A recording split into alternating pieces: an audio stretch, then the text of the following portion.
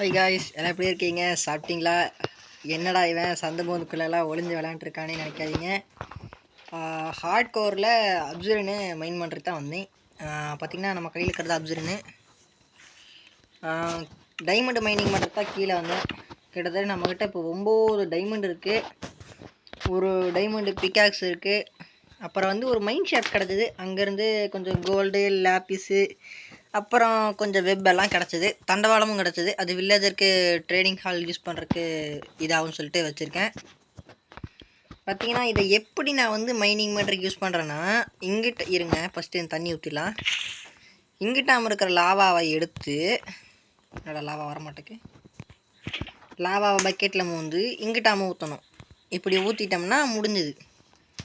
Next நம்ம தனியாக ஒரு பக்கம் வச்சோம் இல்லையா தண்ணி, அதை தூக்கி ஒரு பிளாக்கோட எண்டிங்கில் இப்படி ஊற்றிட்டோம்னா அது எல்லாத்தையுமே இப்படி கொஞ்சம் லாவா இல்லாத இடத்த ஸ்ட்ரோனாக மாற்றும். அந்த ஸ்ட்ரோனை தனியாக மைனிங் பண்ணிவிட்டு அங்கனுக்குள்ளே கொஞ்சம் தண்ணி ஊற்றிக்கிடுங்க. இல்லைன்னா வேண்டான்னா அது எடுத்துருங்க. பழையபடி தண்ணியை ஊற்றிட்டு எல்லா அப்சர்னையும் மறுக்கா வலிச்சிடணும். இப்படி மொத்தமாக வலிச்சு எடுத்துருங்க. பார்த்தீங்கன்னா எங்கிட்ட இப்போ மொத்தம் 40 அப்சர்ன் இருக்குது.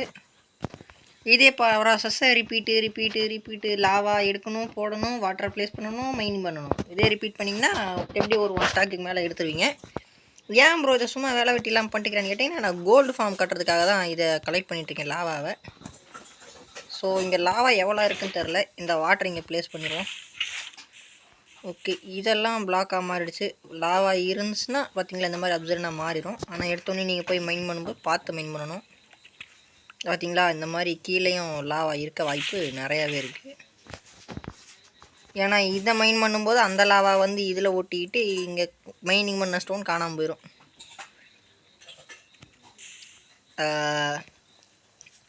உனக்கு ஆவணப்படாங்கிற மாதிரி தான் எனக்கு இருக்குது. ஸோ கைஸ், எனக்கு ஒரு சின்ன ஐடியா உதிச்சிருக்கு. என்னோடய 6வது மூலையில் வச்சு 5வது, ஐயோ கன்ஃபியூஸ் ஆகுதே. என்னோடய 6வது அறிவு என்ன சொல்லுதுன்னு கேட்டிங்கன்னா, ஏன்டா இவ்வளோ மோசமாக ப்ளே பண்ணுறேன்னு எனக்கே கொஞ்சம் டவுட்டாக தான் இருக்குது. ஏன்னா என்கிட்ட இப்போ அயன் ஆர்மர் இருக்குது. லெதரில் இருந்து அயனுக்கு மாறிட்டேன். ஷீல்டு நொட்டிட்டு போகிற கண்டிஷனில் இருக்குது. ஓகே, எடுத்தாச்சு. நான் இப்போ என்ன பண்ண போகிறேன்னு கேட்டிங்கன்னா, இதுக்கு ஸ்கோப்பை போட்டு 1 செகண்ட் பேப்பர்னால் தானே என்சாயின்மெண்ட் டேபிள் பண்ண முடியும். கைஸ் நம்மக்கிட்ட புக் இல்லை. புக்கை நான் மேலே வில்லேஜ்லேயே விட்டுட்டு வந்துட்டேன். வேறு வழி இல்லை, நம்ம இதை போட்டுக்கிட்டு தான் ப்ளே பண்ணி ஆகணும். என்ன கொடுமை சரவணன் சார் இது. சரி வாங்க, இப்படிக்கா மைனிங் போகுமா? ஒரு வழியா ஒரு டைமண்டு கிடச்சிருச்சு. இந்த ஒரு 2 டைமண்டா? பரவாயில்லையே, பள்ளி கொடுக்குறாங்க. ஒரு 2 டைமண்டு கிடச்சிருச்சுன்னு வச்சுக்கலாம். அப்படியே பிக்கப்பை பண்ணிவிட்டு மறக்கா திருப்ப ஸ்டார்ட் பண்ணுவோம்.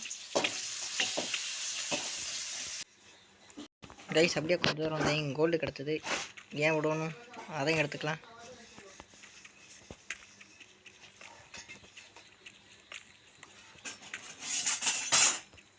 இது ஒரு சின்ன ஸ்மால் கேவு. ஓகே, அதையும் எடுத்தாச்சு. ப்ளீஸ் டைமண்ட் இருக்குது. அதுக்கு முன்னாடி கண்டிப்பாக 4 டைமண்ட் இருக்கணும். 3 இருக்கா? 2 3. ஓகே, மொத்தமாக நம்மக்கிட்ட 14 டைமண்ட் இருக்குது. அப்படின்னா ஓரளவுக்கு போதுமானதாக இருக்குது. பட் இது பார்த்தாது, நம்ம எக்ஸ்ட்ராவாக கலெக்ட் பண்ணணும். ஸோ காய்ஸ், நம்ம இந்த வீடியோ ரொம்ப சின்னதாக தான் போடுறோம். I am so sorry. எனக்கு ஒரு சின்ன வேலை, என்னை விடவே மாட்டுறாங்க. எனக்கு வேலை வந்துக்கிட்டே இருக்குது. பேசிக்காக நான் கொஞ்சம் பிஸி. உங்களுக்காக தான் வீடியோ போட்டுட்ருக்கேன். லைக் பண்ணி ஷேர் பண்ணி கொஞ்சம் சப்போர்ட் பண்ணுங்கள். ரெட் ஸ்டோன் கிடச்சிச்சு. நெக்ஸ்ட்டு காம்பஸ் எடுத்துகிட்டு மேலே போய் நம்ம வீட்டை ஸ்பான் ஆன இடத்த கண்டுபிடிச்சி அடுத்தடுத்த ப்ராசஸை அடுத்த வீடியோவில் கண்டிப்பாக கண்டினியூ பண்ணுறேன். So bye guys. பார்த்தீங்களா, டபுள் ஷீல்டு கேப்டன் அமெரிக்காவாக மாறியாச்சு.